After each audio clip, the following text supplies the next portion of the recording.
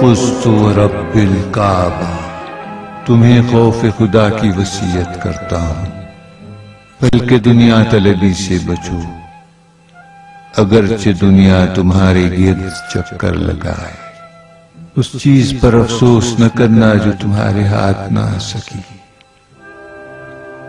ہمیشہ حق بات کہو اور اس جہاں کی جزا کے خاطر کام کرو، ستمگروں سے ہمیشہ لڑتے رہو اور مظلوموں کے مددگار، تمہیں اور اپنے تمام فرزندوں اور عزیزوں اور ہر اس شخص کو وصیت کرتا ہوں جس تک یہ میری وصیت پہنچے، خدا کا خوف کرو، خدا کا خوف کرو،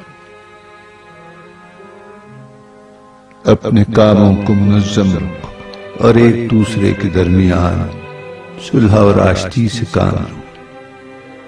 کیونکہ میں نے تمہارے جد صلی اللہ علیہ وآلہ وسلم سے سنا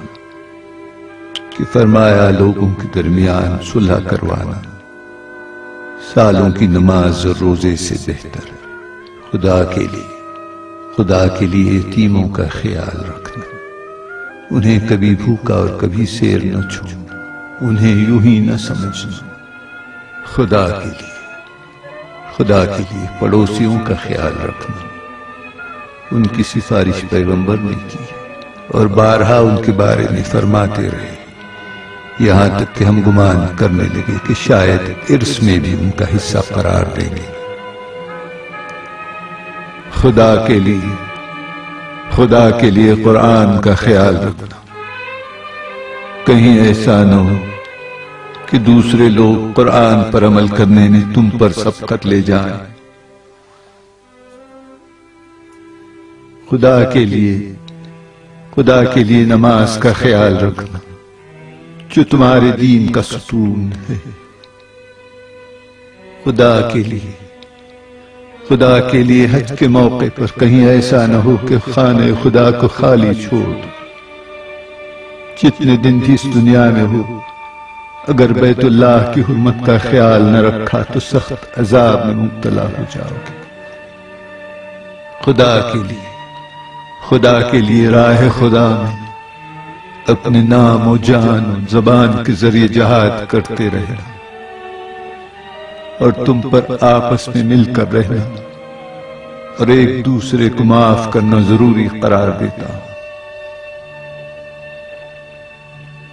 کہیں ایسا نہ ہو کہ ایک دوسرے سے منہ موڑ کر تعلقات ختم کرنا۔ امر بالمعروف و نہی عن المنکر کو ترک مت کر دینا، ورنہ بدترین لوگ تم پر حکمران ہو جائیں گے۔